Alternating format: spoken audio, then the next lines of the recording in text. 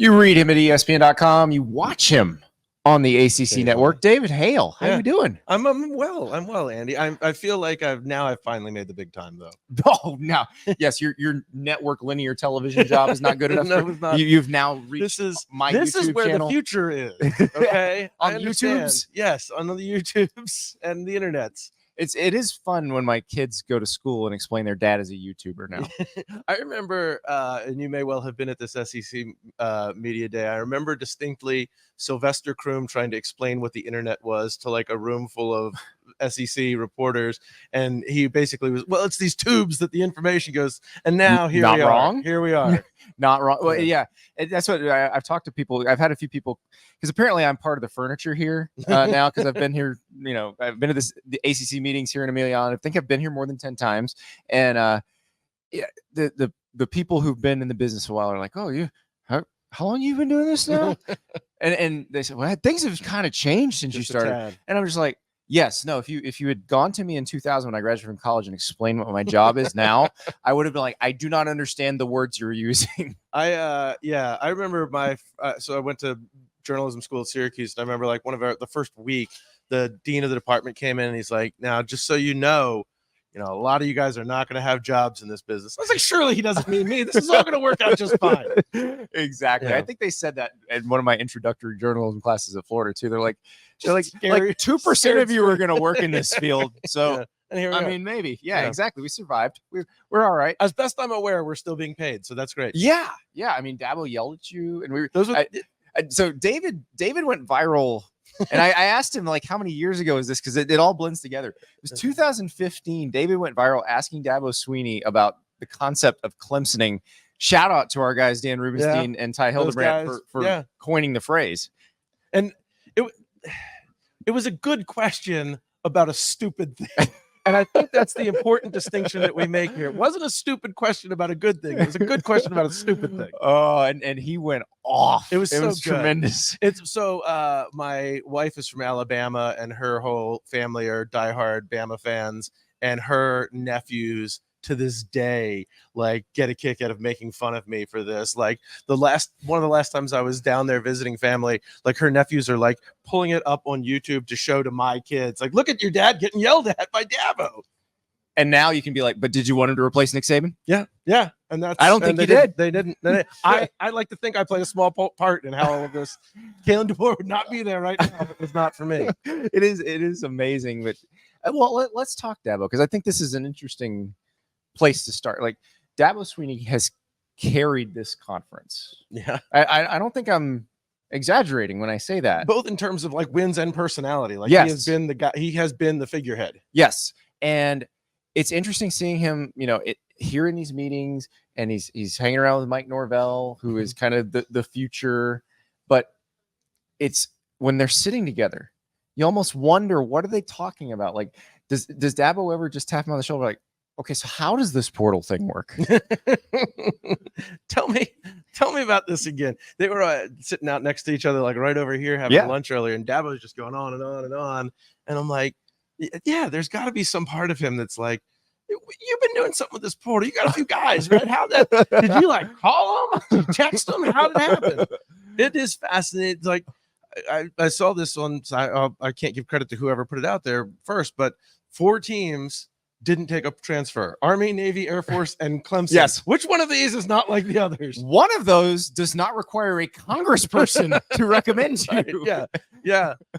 It's fascinating. And look, is Dabo the type of person who will die on some hills? Absolutely, he is. And I think that's part of the fascinating, like, in some ways, I think this is sort of true in a lot of things. Like, sometimes your best strength is also your biggest weakness sometimes. And, so much of like what has gotten Dabo to where he is in his life is this steadfast determination to do things my way, no matter how many people tell me that's stupid and won't work. And he stuck it in their eye for how many years? And frankly, like, the margin of sticking it in their eyes still has not been that far off. Right. It's far off enough that you can't help but ask, like, maybe a veteran quarterback as a backup in the room would be good. I don't know. It is to the point where when I was prepping for the Big Ten Ceiling Floor show and was looking at Maryland, and I realized that one of Maryland's transfer takes was the shorter college offensive tackle that Dabo offered in the portal. Like, he got an offer from Dabo in the portal. He must be amazing.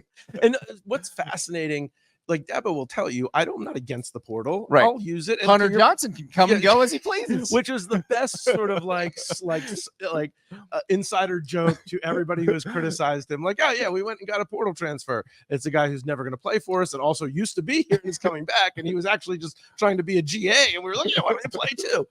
But look, the fascinating thing is, I don't think he's against the portal philosophically, but his approach is like, we're not going to take somebody unless they are a really, really good player. Yeah. And we're not going to pay portal guys. We're going to pay our guys, which is the smart thing. Right. Yeah. But effectively, it's like saying, I want to buy a car. It's got to be a BMW or a Porsche. And I'm not going to pay more than like, I don't know, $20 for it. Like, yeah, you're going to struggle to find one on the market at those prices. Yeah. Well, I do feel bad in a way that we do harp on this all the time, because I understand his philosophy and it has worked. Like, there was that period. It's funny. I'll never forget. I don't remember the exact specifics of the years or the number, but I want to say that was like 2013 to 2017. Clemson lost something like 7 people to attrition. Yeah. It was insane. Well, and most teams for like back then would lose 12 to 15 guys a year on purpose. So, yeah. And what's really fascinating about that too, and I won't come up with a good list of names now, but some of those guys who did nothing for 3 years or 4 years would finally get on the field and be a different. I mean, he turned Kevin Dodd from a guy who was a nothing into a first-round draft pick or second-round draft pick. He was like the third pick of the second round. Yeah. And I mean, like, that is like the end result of you sticking that out and not having the attrition. And to his credit, they've lost a few guys in the portal, but a good bit less than everybody else too. So, I mean, you can talk about we're not bringing guys in, but they're really not losing big key cogs of their. The problem is when you get in a game like Florida State last year, and I use the hypothetical. Obviously, Keon Coleman was only looking at a couple of schools, and Clemson wasn't one of them, and we don't know if they would have recruited him out of the portal. But if you put Keon Coleman on Clemson in that game, and he's playing for them instead of Florida State, Clemson wins the game. Yeah.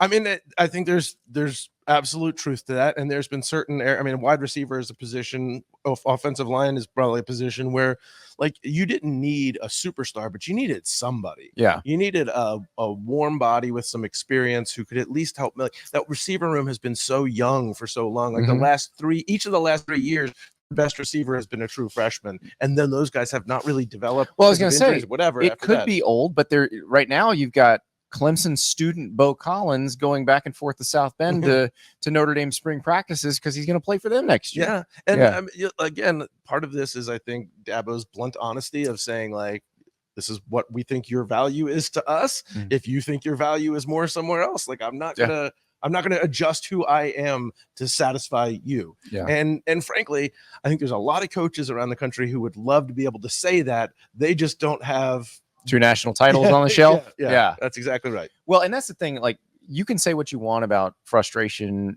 with Dabo or because they want to be national title contenders. I don't think they can if they don't use the portal.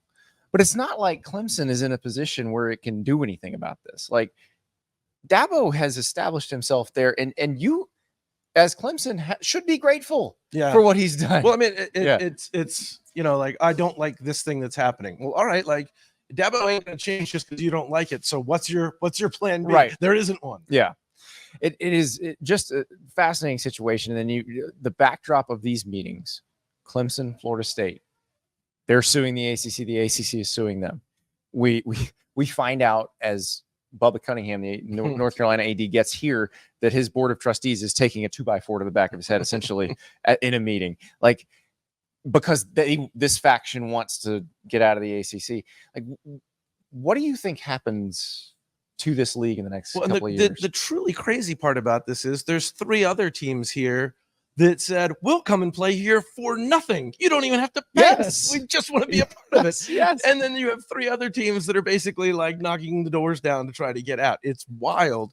And I think it's almost impossible to separate the what is the future of the ACC conversation from the what is the future of the NCAA, what is the future of the entire industry conversation, because so much of this is driven by almost a sense of fear that when the game of musical chairs stops, I need to make sure I have a seat. Yeah. And I mean, it's part of the reason Washington and Oregon are willing to take less, just be a part of the Big Ten. And it's because if you wait out that first TV contract, you're gonna be fine. Yeah.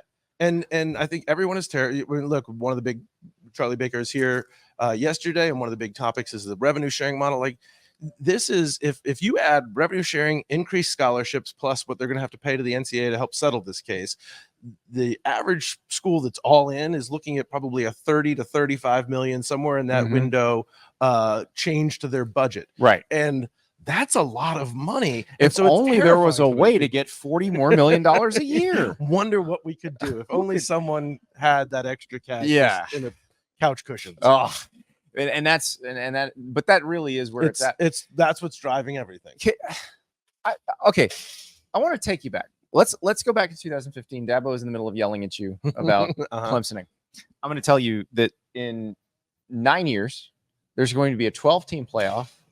They've never played it, but they're already going to move it to 14. Yeah, of course. Florida State will be suing the ACC. Clemson will be suing the ACC, trying to get out. The Big Ten will have 18 teams. Cal and Stanford will be in the ACC. Yeah, right. Like, you would have had me committed. Yeah, I mean, much to the thing of like try and go explain to young you about your YouTube show that you're gonna have. And I was joking with you yesterday that our pal Alex Kirshner had talking about Livy Dunn and Paul Skeens and said like, oh, Livy Dunn like rizzed up baby Gronk on TikTok. And I'm like, I don't know what any of those words mean. So we're in a world where like I maybe I've aged out or something. I don't know, but it's lunacy on every practical level. But and Bubba Cunningham is one of the people who has said this to me. As I say, like, what this, and none of it makes any sense. And he's like, yes, but we're not in a business driven by logic. We're in a business driven by emotion, and that is very much what's happening. Actually, probably the best way to put it. And unfortunately, now he's taking the brunt of emotion from a certain faction of his board of trustees for being the cold, logical person about like, hey, we're Carolina. We don't need to jump for the first exit either. Well, and that's the thing I don't know that people understand. And I was trying to explain that on the show on Tuesday. You know, in Florida State's case, in Clemson's case, they kind of have to create the demand too. Right. Yes. North Carolina, the demand exists. So I would imagine Bubba hasn't told me exactly what he's told his board of trustees or his president, but my guess is he's told them something to the tune of, if the musical chairs start moving again, we can just say we would like to be in the Big Ten or we would like to be in the SEC, and either one of them will take us. It's basically the equivalent of like somebody's put a little reserved sign on one of those chairs in this game of musical chairs. Like, that one's ours whenever the music stops. We don't need to worry about it. It's got Argyle on it. It says exactly reserved. Right. Jordan logo.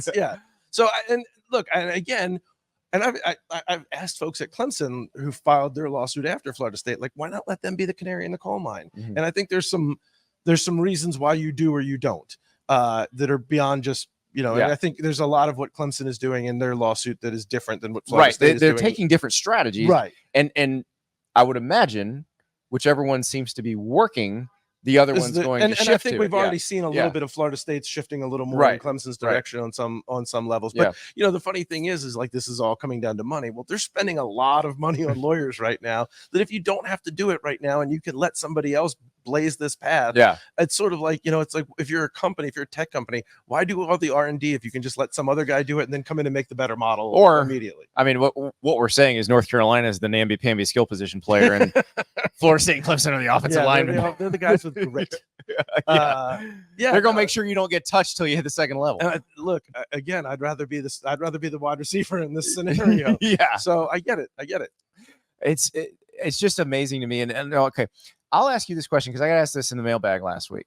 So we've seen Rhett Lashley, Troy Taylor, Justin Wilcox here, SMU, Stanford, Cal. Still feels weird to say. Yeah. Which of the newcomers do you think has the best year in year one? Really, I was thinking about this. So I think the easy answer is SMU because they finished last year the best. But I mean, even look at the schools who have moved up that have had a lot of success, like TCU or Utah. There was still not immediate. Period. It was not immediate. And you look last year, the 4 that joined the Big 12 struggled. I mean, they all took a step back.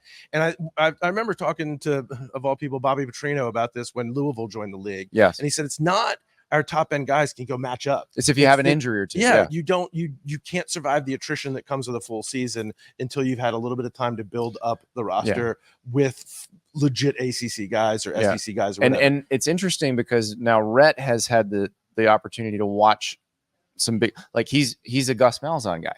Yeah. So I'm sure he was in constant communication with Gus Malzahn about what did you run into year one of UCF in the Big 12, which they did. Yeah. They ran into, we don't have this depth, a couple injuries, and all of a sudden we're blowing a 28-point lead to Baylor. Like that is what they ran into. So if you look at what SMU did in the portal, a lot of linemen they took out of the portal. That doesn't necessarily guarantee you success, as the viewers know when I talk about Colorado.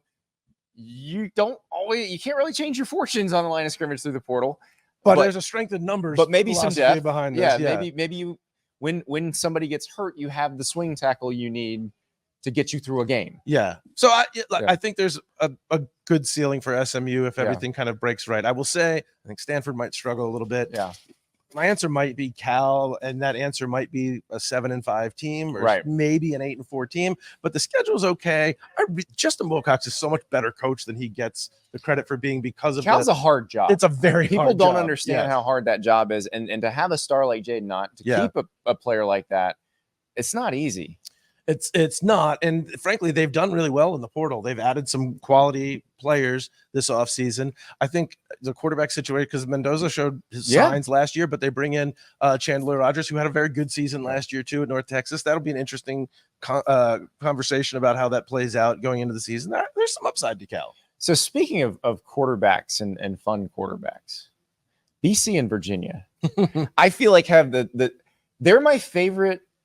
Because obviously they play a lot on Friday nights. Yeah. So you kind of see them on their own. You get the Roddy Jones game of the week. Well, listen, we love Roddy on this show. Like Roddy needs to be 100%. I know you don't make the decisions at ESPN, but Roddy needs to be so far up in the roster. It's not even funny. He is an immense talent. This is a Roddy Jones stan show here. Yeah. I'm all for that. Yeah. So, but those guys, like which of those two is your favorite to watch? So, Castellanos at BC is fun, and like I looked this up. But you keep saying hits a deep drive into but I looked this up the other day. He had more designed runs than any quarterback, Power 5 quarterback since 2018. Nick Fitzgerald was the last guy with more in a season. That is not a name I thought I'd hear today. So that's good. I'm bringing something of value to the show. So, but I will be fascinated, because you look, Bill O'Brien's history is not with that kind of quarterback. No. So I'm very curious. Given what Jalen Milroe said last year before the Rose Bowl. So. Yeah, so I'm. It'll be very interesting to me to see how that relationship works out.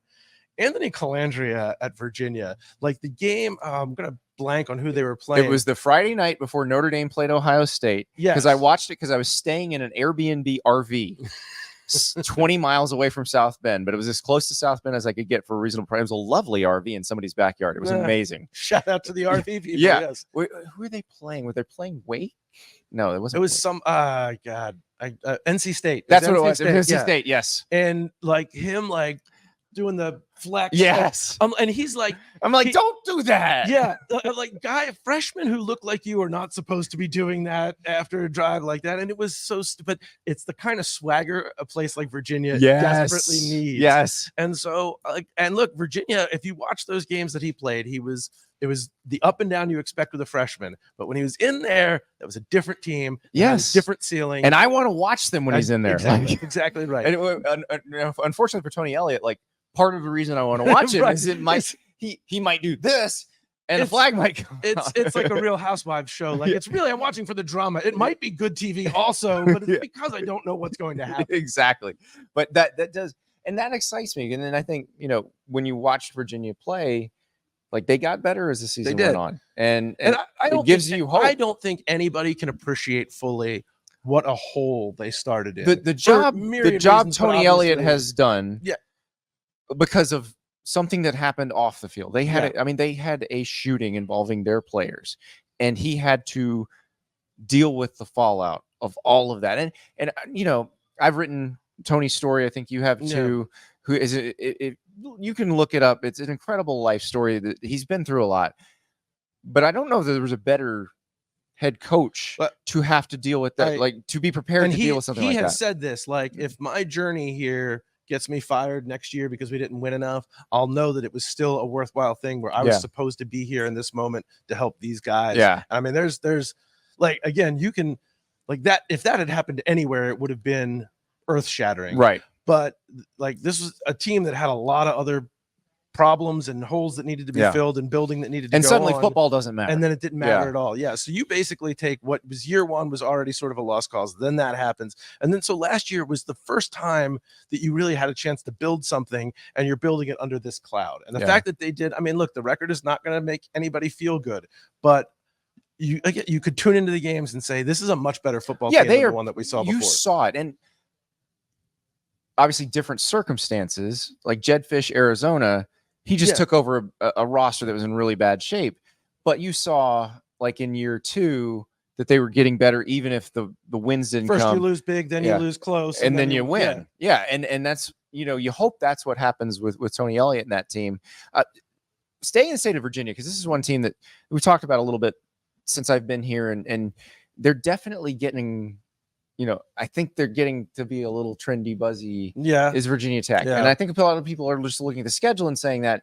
But I do think there's kind of a dividing line in the middle of last season where, Tyler Bowen gets more comfortable calling plays for Kyron Drones. Kyron Drones gets more comfortable in the offense. And all of a sudden, they look like a different team. Yeah, I remember talking to Brent Pry after the end of the regular season when they beat Virginia. We were talking about where they might be going for a bowl, and he was like, I hope we get a good bowl opponent because I want to show the world how good I think we can be.